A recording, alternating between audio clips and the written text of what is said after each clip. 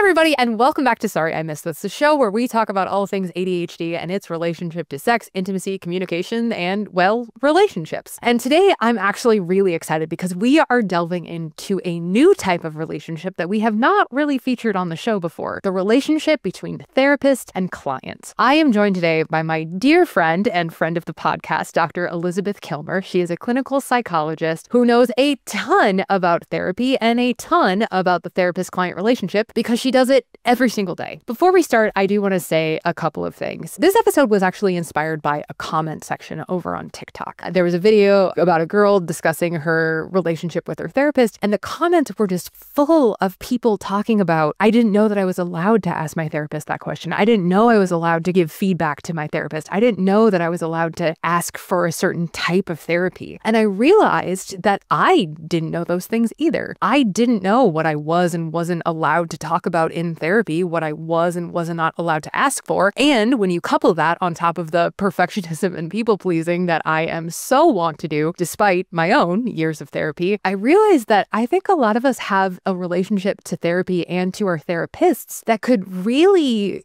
grow and could really benefit from having conversations about just what a therapeutic relationship looks like, what we can and can't talk about. And so I asked Elizabeth to come onto the show today to give us a little bit more information on that. So without further ado, let's get into that conversation.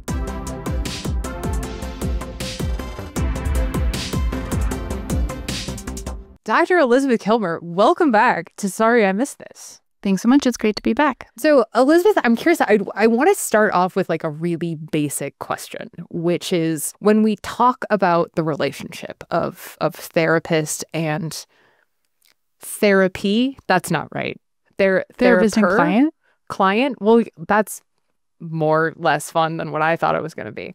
But yeah, so when we talk about the roles, this is why I can't have my friends on the podcast because I just have too much fun. But when we talk about the role of therapist and client, that relationship, can you break down a little bit about just what that looks like at the start, like when we're first starting out? Absolutely. I think it's really important that we recognize that therapist and client relationship is one that should be relatively egalitarian. So we're both bringing different things to the room. The therapist is going to be the expert around therapy and behavior change, and the client is going to be the expert in their own experience.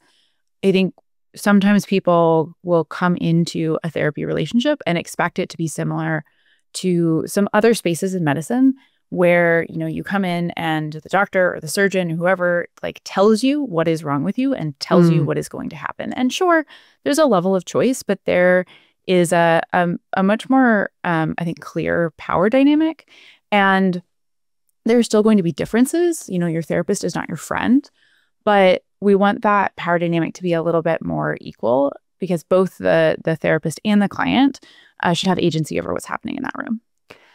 Can you talk a little bit about what that agency looks like from both the therapist and client perspective? Yeah. So one of the really nice things about having a therapist is you don't have to worry about your therapist's feelings. That seems super fake, actually. What do you mean? Explain. What I mean is that it is your therapist's job to be able to kind of manage their own reactions and their own kind of thoughts and opinions that are coming out. Your therapist should respect you, absolutely.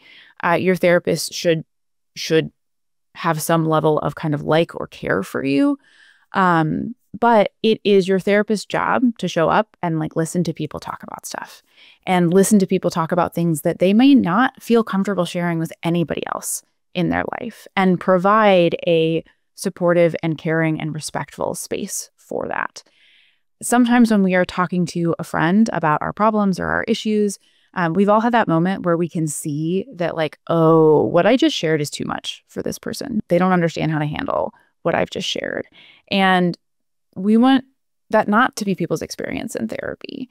It is your therapist's job to know if they say like, hey, I woke up with a headache today and like, I can't be a good therapist, so I need to cancel my sessions, right? So we want people to feel comfortable coming to therapy and being able to engage and talk about to the depths that they feel comfortable, the issues, the challenges, the areas of shame that are coming up in their life. So how do we know if a therapist is a good fit for us? So there are a couple of different things that I like to pay attention to. And some of these things you can figure out from kind of their profile page on a therapist finder website. So this can include things around identity. You do not need to have your identity match your therapist, right? However, for some people, they may say, hey, I'm going to feel much more comfortable opening up to a male therapist or a female therapist or a non-binary therapist. Or I'm going to feel much more comfortable. It's going to be easier for me to get into therapy with somebody who has a similar race to me or has a similar background in X, Y, and Z ways or similar interests. I work a lot with gamers and people in the games and tech industries, and some of that kind of shared identity can be really helpful for people.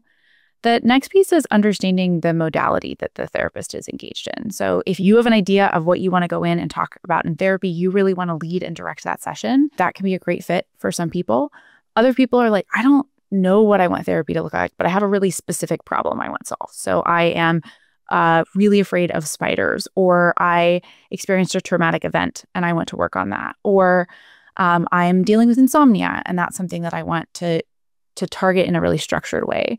Looking at a therapist that does more manualized modalities, where you're going to have kind of a game plan for every session, and therapy is expected to last, 10 to 12 sessions, versus somebody who wants to go in and kind of collaboratively explore with their therapist. They want there to be more of a back and forth.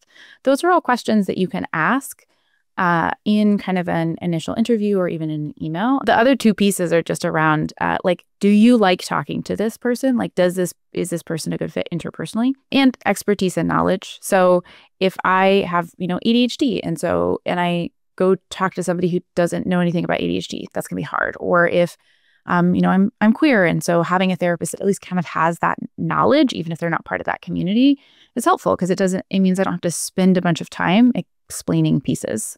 Can you talk just very specifically about what a therapeutic modality is? Yes. So that's going to be the kind of type of therapy. So this can include things that are what we might call more manualized treatments. So manualized treatment is going to be a treatment that has almost like a lesson plan for each session. So each session is going to be relatively structured. If you go to two therapists that do that same kind of modality, that same kind of manualized treatment, it's going to look really similar. So these are things like cognitive processing therapy. Manualized. Like there's a manual. Yes. I thought you meant doing it manually, and I was trying to figure out how isn't all therapy manual? It's fine. Okay, sorry. That's a great question. It's like there's a set way of doing it. I see. Mm-hmm. My brain makes the connection slowly some and days. Those manualized treatments are often for specific challenges. So if I'm looking at a phobia, or I'm looking at anxiety, or there's several around trauma. Part of the reason that we use manualized treatments, to be totally frank, is because manualized treatments are easier to research. A lot of therapists will have some level of eclecticness, meaning that they may pull from different areas. So my background is primarily acceptance and commitment therapy, or ACT, which is a type of cognitive behavioral therapy. But I also use modalities like cognitive behavioral therapy and prolonged exposure for trauma. I also pull in pieces from Gestalt and kind of other areas as well. How do I know which type of therapy is going to be right for me? Answer my own question with a story. But when I first started, I was doing a lot of talk therapy. I was doing a lot of dialectical behavior therapy type stuff. And it really wasn't working. And it took me a really long time to realize that what I actually needed and what actually really worked for me was a more somatic parts work type of therapy. And it took me several years to find that. So do you think that there's a knowledge base that people need to start with? Is that something that the therapist should be handling? How does that component piece work? I think it's a little bit of both there, in terms of the therapist should have an idea of kind of the work that they're doing and what they're able to offer, and they should be able to help identify with the client, is this working for you or not? And when I said it around the client is the expert in their own experience, this is the piece that's really important. You're going to probably be able to better tell oh man, I seem to be making change so much faster in therapy 2 years ago, or this feels really slow, or it doesn't feel like I'm gaining insight or I'm moving. And so that kind of feedback is really important. So I'm in therapy. I'm going to therapy every week. I'm talking for my hour, whatever. How do I know if the therapy is working? How do I know if things are going well, if things are going badly? I'm going to give you the easy, boring answer first that is not complete, because I can just get it out of the way. So the first one is routine outcome monitoring measures. So that means like the thing that your therapist or your psychiatrist or whoever has you kind of fill out before you show up for session, which is also like often like the GAD-7 or the PHQ-9 or the DAS-22. They're just screeners, right? Like that's not a diagnosis in itself, but it can really help identify patterns. So, you're looking yourself in the mirror every day and everything looks exactly the same. If you've ever been really excited for your hair to grow out and it takes so much longer than you think it will, being able to look back at a little chart, sometimes it comes in fun colors, and be able to go, oh man, like I'm reporting that I'm doing so much better than I was before, or I'm reporting that I'm doing so much worse. That, big event that happened in my life really did impact me more than I expected. The piece I wish more clients thought about or talked about is kind of the treatment plan and treatment goals. So you as a client don't have to have a very clear idea of what your goals are going into therapy. Your therapist can help you identify those. But figuring out what some of those goals are that are allowed to change, but having those goals, talking with your therapist about what is the specific approach that y'all are going to take around those, and how do we know if this is working, and how do we know if it's not working. So for example, a goal might be someone wants to kind of better identify how they're feeling. So instead of just going like, oh, I feel angry, going like, okay, well, I feel angry, but usually anger is like showing up to protect me from like feelings of fear or loss. And so like, if that's showing up, okay, well, what do I do with that? So a goal, an overarching goal might be like increase clients in the moment emotional insight. And then we might talk about how are we going to identify that? And we're going to do that through, they're going to fill out some worksheets, and we're going to talk about this in session and build their kind of knowledge and skills around emotional identification. And we're going to build their knowledge and skills around the different kinds of thoughts and physical sensations that might be associated with those emotions, so that they're better able to connect with those. And so I've just kind of outlined like one section of what a treatment plan might look at. And then we can check that. We can say like, okay, it's been 4 weeks and you're telling me that now when you get angry, you're also able to identify that like, oh, you're actually scared, or you're feeling overwhelmed, or you've got like some sensory input that is, it's really less that you're upset by the situation. It's really more that you're upset by the fact that the fan over the stove is a horrible, horrible noise. That is true. All right. So we're starting the process of therapy, or maybe in some dear listeners' situations, they've been in therapy for a while. How do we start the process of therapy? How do we change the process of therapy? Like if it isn't working for us, are there certain like questions we can ask? Like, is there feedback, concerns, that kind of thing? Absolutely. So whether you're just starting or whether you're in therapy for a while, it is totally appropriate to go to your therapist and say, hey, I, want to make sure that this is working and it's working as best as it can. Can you help me understand how you're judging whether or not this is working for me? How do you track progress over time? What does that look like? And that's a question you can ask to somebody you've been seeing for 3 years or 3 weeks, or you are on kind of a consult call to see whether or not they'd be a good fit for you. And is it like a quantifiable thing of like, I'm using this chart or this methodology to track your progress? Is it more of like, well, I'm seeing you be able to open up and emotionally regulate? Like how would a therapist track that kind of progress? It can be both. So I will say in my own practice, some of my clients are not filling out the weekly forms, and I have just accepted that that is not a thing that they are going to do. And so we're not using that kind of routine outcome monitoring in that particular way. But I am I'm taking notes. I'm updating a treatment plan on the back end. And so if a client is saying like, hey, I want to understand, have we done anything useful in the last 6 months? I should have an answer for that for every single client. What about like feedback? Like I started going to therapy and I had a really I'm just like nice therapist. She was really nice. She was so nice. Yeah. And I would just sit and I would talk and I would rant.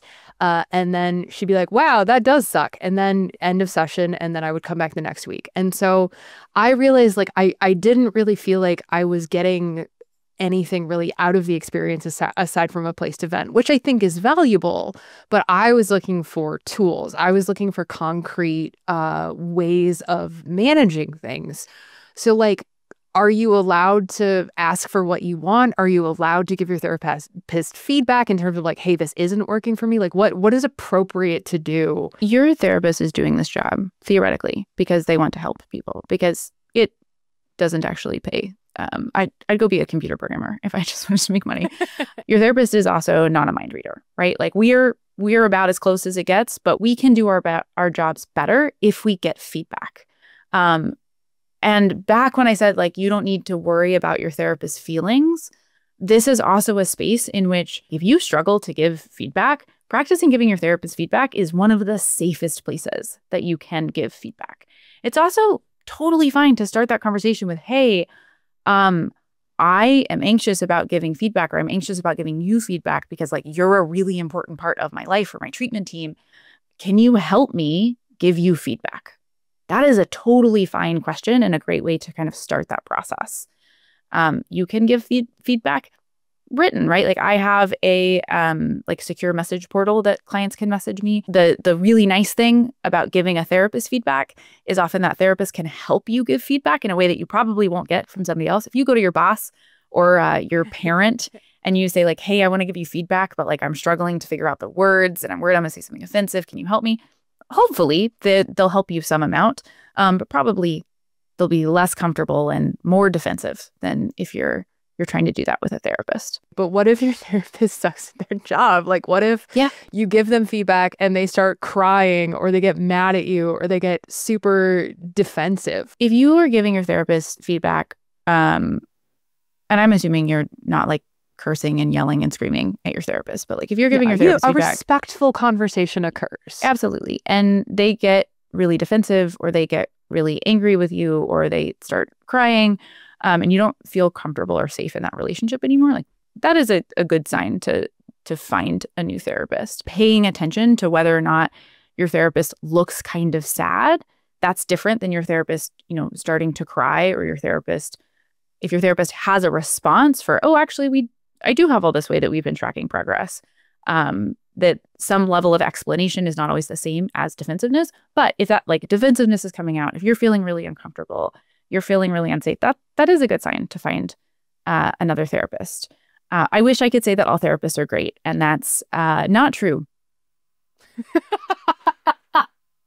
I think part of it too that I've really come to realize is that some of it isn't even that therapist might be crappy at their job, and it may just be that is not the therapist for you. Oh, absolutely. There has to be like a lot of things that fall into place. It's huge. So I'm a pretty active therapist. Like you're going to know what my opinions are. You're also going to know that I respect you and I care about you. But you're going to know what my opinions are. And I don't do a lot of what we call kind of supportive therapy, which is more of that space to come in and like kind of vent and get that validation. That can be really valuable and important for some people. But that is usually less focused on making progress. How do we end a therapeutic relationship? How do we, quote unquote, break up with our therapist if we realize, even if they're doing an amazing job, even if they're doing the best job that they possibly can, but we're realizing in this moment that like, hey, maybe this therapist isn't right for me. Like, what is the best approach for moving on from that relationship? Ideally, having a conversation with that therapist about that being where you're at. Not for the therapist's benefit, to be clear, although it will probably benefit the therapist, but because getting whatever kind of feedback or information from that therapist about what they thought maybe was the challenge or what they thought wasn't working or what they would recommend for you moving forward can be helpful when you move forward to your next therapist. Honestly, even just to get that sense of kind of closure of like, I said, hey, this relationship isn't working for me. I want to move on, and the person respected that, can be really powerful for people. Are there situations where we should tell like a new therapist that we've had bad experiences in therapy before? Like, Yes. How do we handle coming to a new therapist coming out of like a bad experience? Anytime you meet with a new therapist, you should talk to them about your past experiences with therapy, about what worked and what didn't work. You don't have to protect your old therapist. Now, it's very reasonable that you might not feel immediately safe right off the bat and want to share all of those experiences. But as much as you can, setting that new relationship up for success by identifying some of the things that were challenging in the past. And that can include both things from the therapist. So like, hey, I find that I would get to therapy and I wouldn't know what to say. And then I would end up storytelling for the whole hour as opposed to us working on the goals that we had previously identified. So it would be helpful for me if you were more directive. Or whether that's like, hey, I noticed that I really have a hard time opening up to people. And I think that sometimes got in the way of, my past relationship with a therapist because they didn't, check in with me when I gave short answers or something like that. I feel like I'm about to win an award for the broadest question ever asked on a mental health podcast in the history of the world. But what do I talk about in therapy, Dr. Elizabeth Kilmer? Oh man, what do we talk about? What should we talk about? Arguably, you can talk about pretty much anything in therapy. The things that are kind of generally off limits are usually like personal questions about the therapist. And even within that realm, right? Like it is okay to ask me about, I have a dog. It's okay to ask me, especially because you can hear her snoring during sessions a lot. Sometimes she gives really dramatic sighs right after someone said something incredibly poignant and vulnerable. So you can ask your therapist questions, but making sure that you kind of respect boundaries, right? Like I'm not going to share a lot of personal details about my life or my relationships, but there are times in which a client might want to ask questions that are directly related to our work together and their feelings of comfort and safety within the session. So that can include questions about some of my beliefs around politics and the world and the way that things are currently going. And that's a place, especially when we're working with individuals who hold any kind of a marginalized identity, that willingness to share some of that more personal information can be important and valuable. That how much therapists are willing to share about themselves is going to be really variable and varies in part around therapeutic orientation as well as the setting. Certain settings you may not be allowed to share very much about yourself. But you can talk about or ask questions about anything. That includes the stuff that makes you feel really uncomfortable about yourself. That includes things around your own identity, includes things around your own relationships and sex life and stuff that you've done that you think is awful and you can never be forgiven for. Is there a recommended pace by which you do that? Like, because I tend to be a person who goes into therapy and I will storytell for like 3 sessions. I'll be like, and then this other time, this other thing happened, whatever. But what I really want to do is like, hey, I'm really worried about this thing, but I want to dance around it. I know I have other friends who go in and the first thing they say are like, this is my issue. This is what I want to solve. Like, how do we know what pacing is right for us? How do we know when we are maybe not challenging ourselves or stepping outside of our comfort zones as much as we could? I don't want to say should. This is a common problem. I think it's especially common for a lot of neurodivergent individuals that sometimes have a hard time understanding like how quickly we should share information in a relationship, like how quickly we get close to people. Yeah, that like overshare. Mm-hmm. And I will say that generally speaking, therapy is a safe space to do that, especially if you're working with somebody who's used to working with individuals with ADHD or autism. And you come in and you go, here are my deepest, darkest secrets right off the bat. Like, let's go. A lot of therapists are going to be really comfortable and on board with that. If you know about yourself that you came to therapy for a reason, but you've left your own devices or not going to want to talk about that for 6 sessions, letting your therapist know that up front can be really helpful. Even if you're not willing, even if you're like, hey, I need at least 1 or 2 sessions to feel safe with you. But if I still haven't told you this thing by session 3 or 4, like, please call me out on it. How do we figure out those things about ourselves without having gone to therapy first? So you can figure out those things in therapy, right? That's part of what therapy is for. Assuming that our dear listener is somebody who's like, I've been wanting to go to therapy, but I've been nervous or I've been afraid or I haven't known the right procedure. So it's like, what if you don't know that you take a while to open up? Or what if you don't know that you need that structure, right? Does that make sense? Absolutely. Yeah. Going to therapy and saying, hey, I've never been to therapy before and I don't know what this is supposed to look like. And that makes me anxious.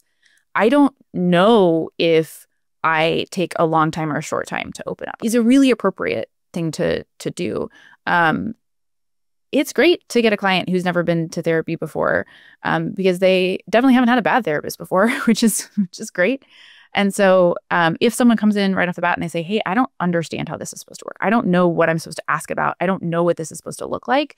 That creates a really nice opportunity for us to get to have that conversation and talk about what might typically happen, as well as talk about the space in which they have a lot of leeway in terms of, for example, how structured a session is. I also feel like it is important to acknowledge that this whole episode is one massive point of privilege. You know what I mean? Like there is definitely a lack of care and there's a lack of access. There is a lack of insurance coverage. There is a lack of finance. You know, like there are a lot of situations in which a person may not be able to access therapy or access therapy regularly in a way that would, I think, be the most therapeutic.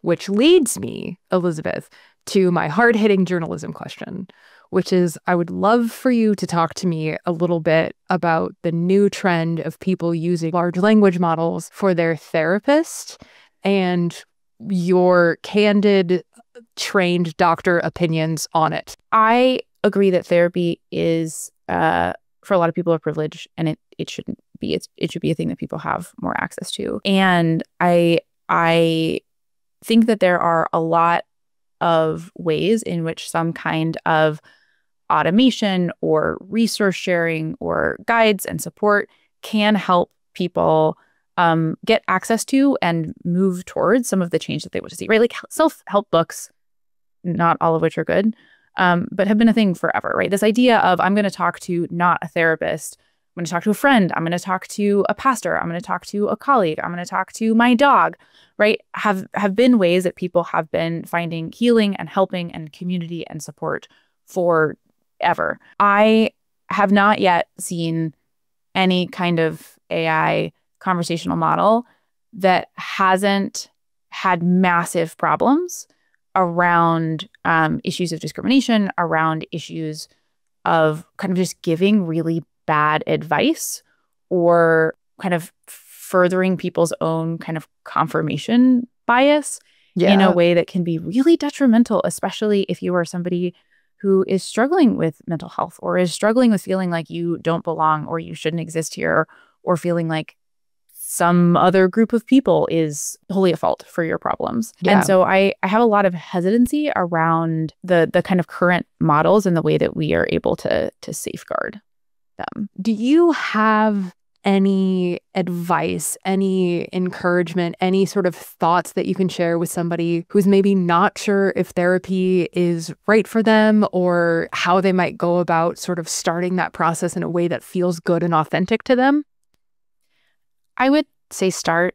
It's a space where for a lot of people, myself included, right, we sometimes wait kind of too long to go to therapy. Yeah. We wait till things are like really hard and everything is on fire and we feel like we're actively drowning. And then you have to build trust in a relationship with someone while you also feel like you're actively drowning, which is not an ideal time. It's still like better than not doing it. But I would say just get started. So go on one of the several different therapist finders for your area.